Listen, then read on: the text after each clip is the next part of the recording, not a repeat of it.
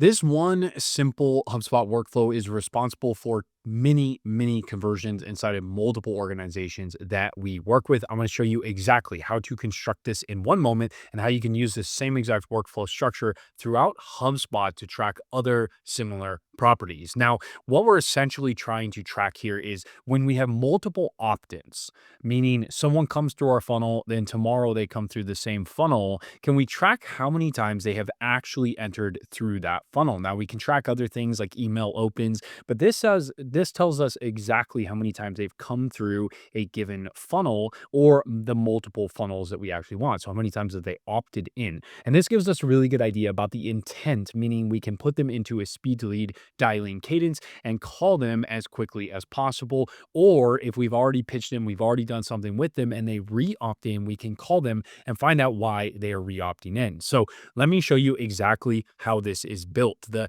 first step is to create a workflow on the contact level. Okay. So to do that, pretty simple. We are just going to go to the workflow section, click create workflow, click create from scratch, and then we're going to choose trigger manually right here. Okay.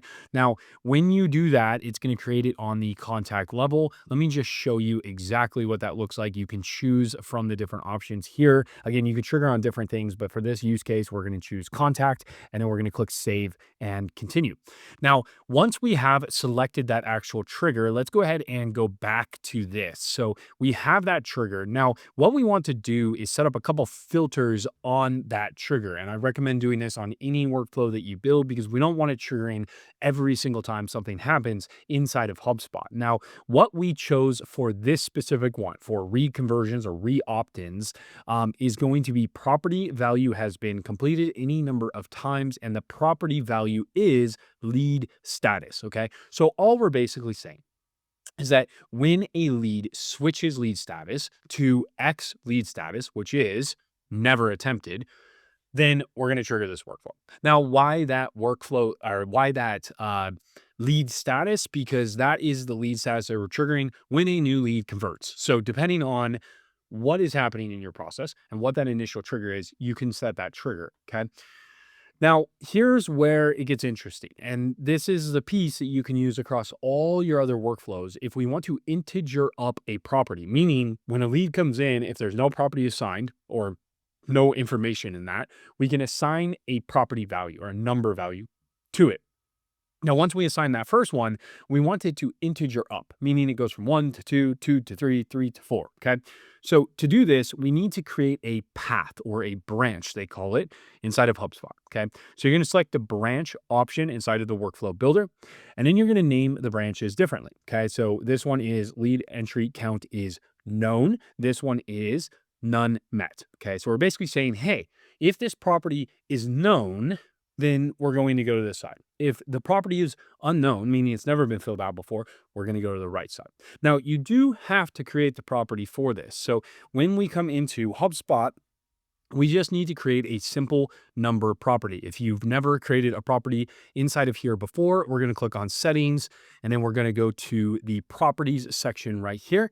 And then once we do, all we do is create a property, name the property clearly, define it, make sure you name it properly, name the property properly.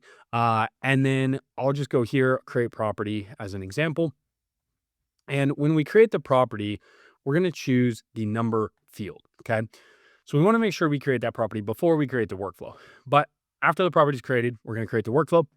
We're going to follow through those first two steps. We're going to create the branch. We're going to name one of the branches, and then we're going to go to the next steps. Okay. So you're going to hit the plus icon to create the additional step right there. And the first one on the right-hand side is going to be edit record. So we're going to edit the contact record.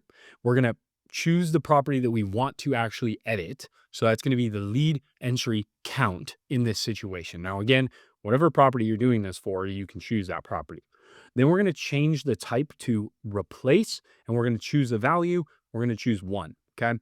So what this is saying is if this property has never been filled out, we're going to go to the right side of this path and we're going to set it to 1. So any new leads essentially would come through this right-hand path. Okay. Now, alternatively, if they opt in a second time or this lead status is changed and never attempted a second time, they are going to be branched to the left of this. So what we're going to do here is, since the property is already known, since we already have one in there, we are going to do a formatter step. Okay.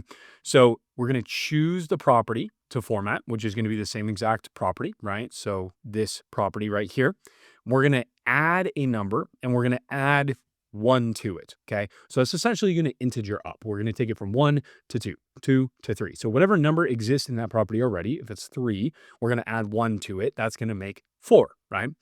Then the next step, we're just going to add another edit record step. We're going to go record type as a contact. We're going to choose property to edit is going to be lead entry count. So again, the same property that's used in all 3 other places.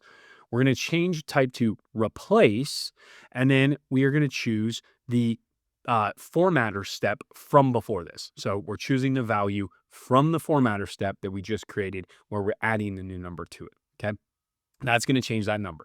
So that is it. Now, what are other use cases for workflows like this? One time or an often time that we use this is for most recent call first call attempt. So you can see right here, direction of any outbound call, direction of any call is outbound.